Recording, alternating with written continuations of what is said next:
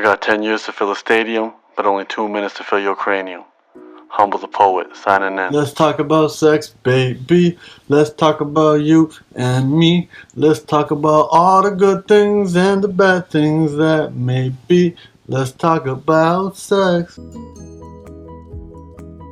So the fear is, if you talk about sex, then you're encouraging it. And if you try to educate people about sex, then you're encouraging it. And if you even mention the word sex, you're encouraging it. The problem is, if we don't talk about it, the kids are still going to learn about it from another source. With the internet, we have a lot of information at our fingertips. But all that information isn't good and accurate information. Or as DJ Khaled says, accurate. So if we don't start the dialogue, then we would be causing more damage than the fear that we had of bringing it up in the first place. And I get it, it's complicated. So complicated that most adults, if not all adults, don't understand it themselves. It ain't simply two people getting naked and doing the do. Sex involves emotions, feelings, psychology, and everything else under the sun. And the more we're educated on the topic, the better position we are to make responsible choices. And those responsible choices can be the difference between unintended pregnancies and infections. Well, Humble, my parents will kill me if I use the word sex around them. Well, my handsome friend, I'm not encouraging you to bring it up if it's not the right time. Most of you will learn about your bodies, how it changes, and the responsible decisions around it in school when the time is right. All I want to encourage you now is to realize that sex isn't something to be ashamed about. And if you think about it often, contrary to popular belief, you won't be going to hell. And if you are, trust me, there will be plenty of company with you. And when people associate things like sex with shame, that creates a big wall that gets in the way of us getting the real education that we need. And the more education we have around any topic, the better off we are. And sex isn't simply exclusive and private between two people. We are exposed to it daily through various forms of media and advertisement. It has a huge impact on how we see ourselves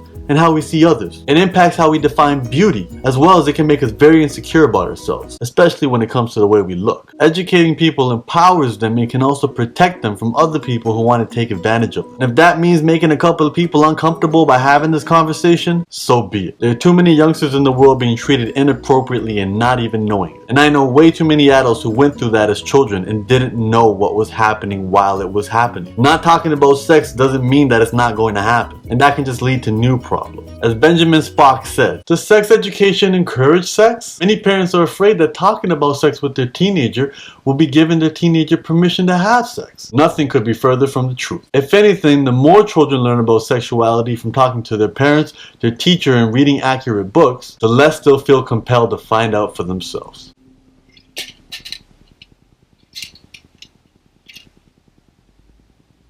So realize how taboo topics can be a dangerous thing if left undiscussed. Thank you so much for watching. As always, please comment, rate, and subscribe. This video was inspired by my new book, Unlearn Beneath the Surface, Chapter 45. Let's talk about sex, baby. If you like the way I think and the things I say, check out both my books, Unlearn and Unlearn Beneath the Surface. They are available at unlearn101.com, Amazon, Barnes & Noble, anywhere else that sells books online. I'm so happy to have both my kids with me. I don't just want you to subscribe to my videos, I want you to get notified when they arrive. So if you're on mobile, hit the little bell. And if you're on your computer, hit the little gear beside the subscribe button. I really appreciate the time you took to watch this. Please share this with anybody that you feel needs to watch it, whether you care about them or not.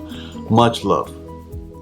Well, my very handsome friend, I'm not saying you need to replace your old friends. I'm not even saying you need to make new friends. I'm just saying spend some extra time and figure out what you need to consider somebody a good friend. See, all relationships are successful when you have common priorities. But Humble, I don't know my priorities. Well, that's your first problem, my very handsome friend. You gotta figure them out. Then when your priorities line up with somebody else's priorities, you're gonna have a very good friendship. So you're saying if we don't all have the same priorities, we can't be friends? Not at all, my handsome friend. The best type of friends are the ones that love and support you regardless of your differences. These type of people are called open-minded. I was like, what's he doing? I was like, what am I looking at, brothers?